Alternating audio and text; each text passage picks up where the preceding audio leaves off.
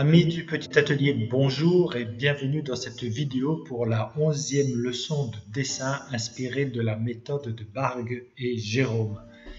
On pourrait dire que l'homme est une espèce animale manœuvrante dans la mesure où la main est son outil principal d'action et de réaction. Dans ce magnifique tableau de Caravage, voyez l'expression de désarroi qui est donnée par cette main mordue ironiquement par un serpent.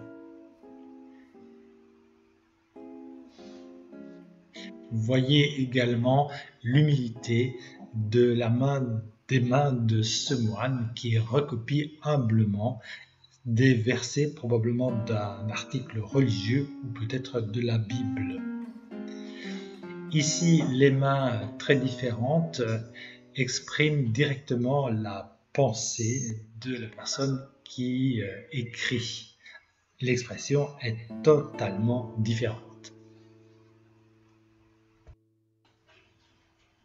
Expression encore différente dans cette gravure sur bois créée par le peintre contemporain chinois Hua, où les mains expriment ici une douleur atroce, l'impuissance face à la violence extrême subie par le personnage. Alors pour cette 11e leçon, nous allons prendre une planche où est dessinée la main d'une personne qui saisit un objet.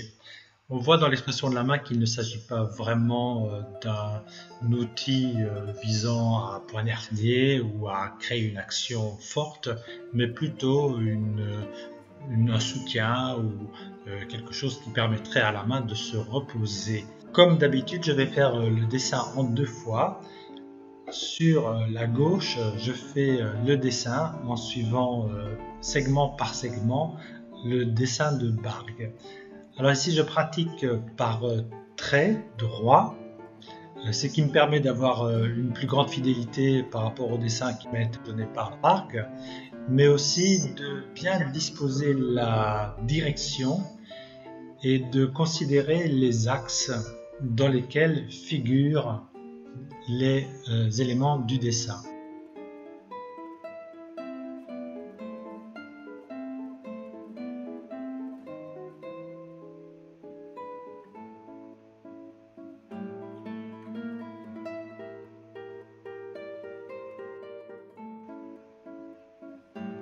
Donc vous voyez que je ne prends pas en considération les courbes, je ne prends pas en considération les ombres ni les volumes.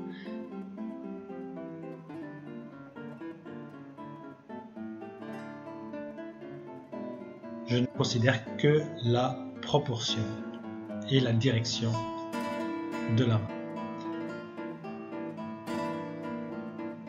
Je vais retracer au fusain pour avoir plus de netteté.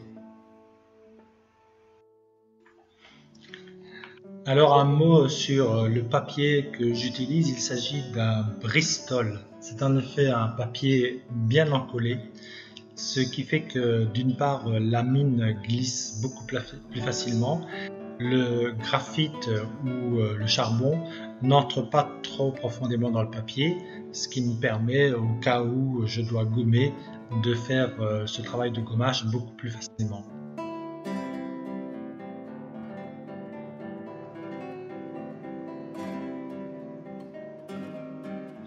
Fort de tous ces éléments, il va m'être maintenant possible sur le dessin de droite de dessiner cette fois la main avec les courbes, les ombres et les volumes. Alors certains auteurs utilisent une règle qu'ils disposent sur le dessin de gauche et qui leur donne les repères pour le dessin effectué. Je ne procède pas comme ça. Je sais qu'il peut y avoir certaines anamorphoses, mais je préfère pour d'emblée me donner une liberté dans le trait. Donc je ne conseille pas aux jeunes dessinateurs, aux dessinateurs débutants, je ne leur conseille pas de trop copier ou de rester trop fidèle au métrage imposé par la planche de Bargue ou imposé par le dessin que je viens de faire par segment. Les quadrillages, les copies, les règles, c'est un peu comme un enfant qui continuerait à rouler sur un vélo à 3 roues. Il faut se lancer et les erreurs sont là pour justement faire des progrès.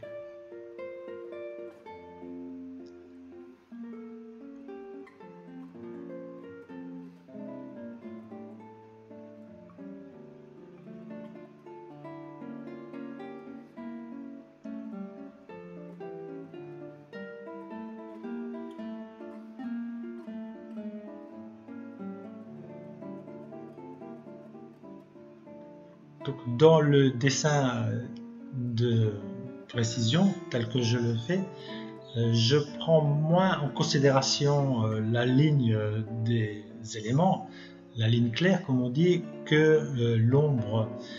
C'est elle qui va donner toute la force au dessin.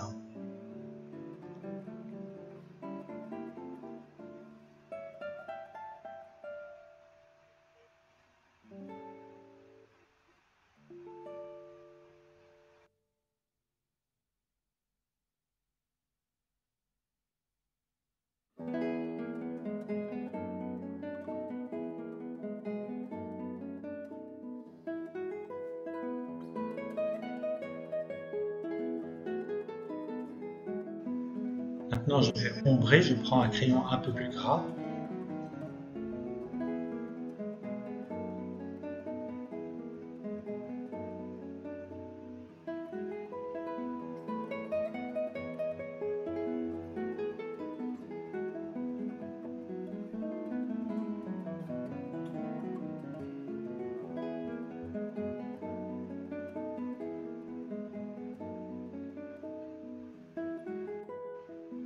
Et vous voyez désormais que ce n'est plus la ligne claire qui détermine le dessin de la main, mais les ombres qui sont à l'intérieur de celle-ci.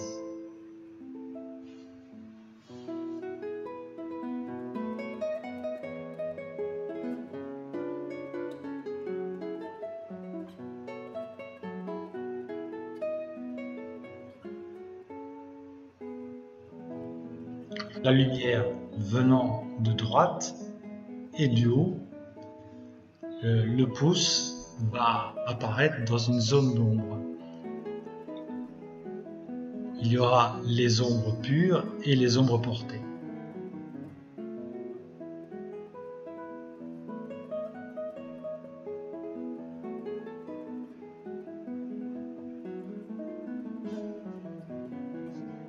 Vous voyez que je respecte quasiment parfaitement mon dessin de segment, mais avec les ombres, c'est tout à fait des traits différents qui apparaissent.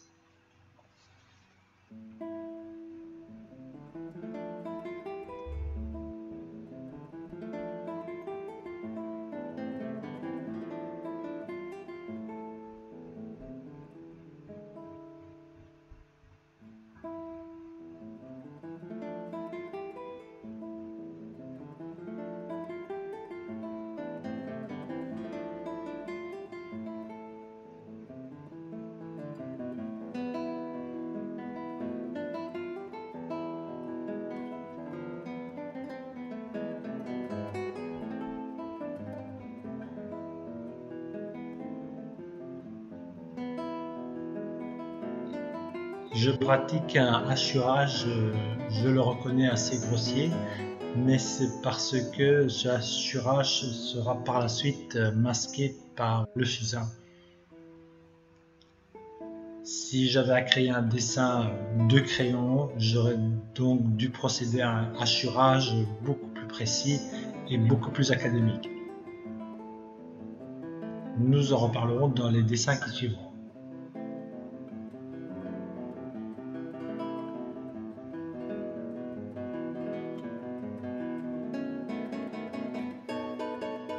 Voilà, je termine le poignet et l'avant-bras.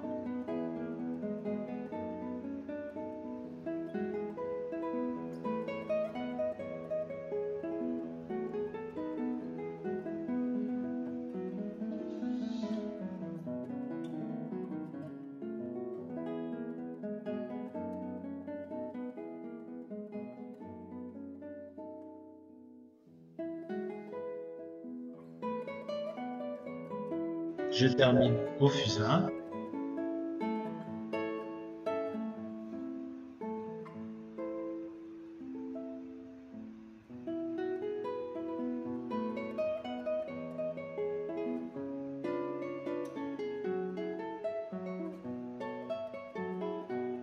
Lequel fusain va donc masquer toutes mes haches et me permettra de corriger aussi quelques proportions.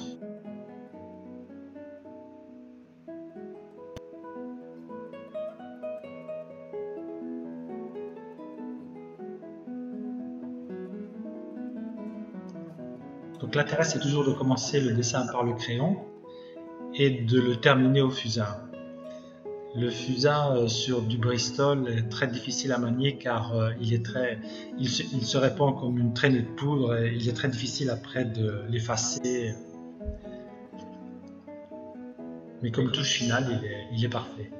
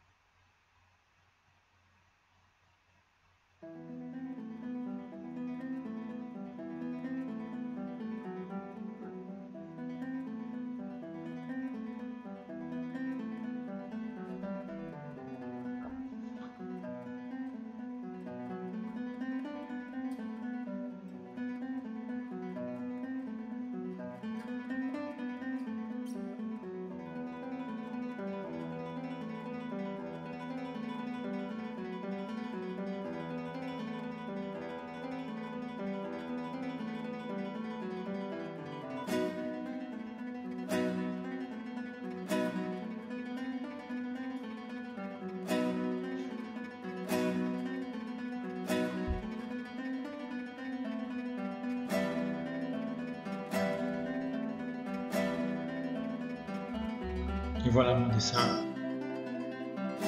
Voilà le dessin terminé. Je vous remercie d'avoir suivi cette vidéo et je vous donne rendez-vous la semaine prochaine pour une nouvelle leçon inspirée de la méthode de Barck et Jérôme. À bientôt. Au revoir.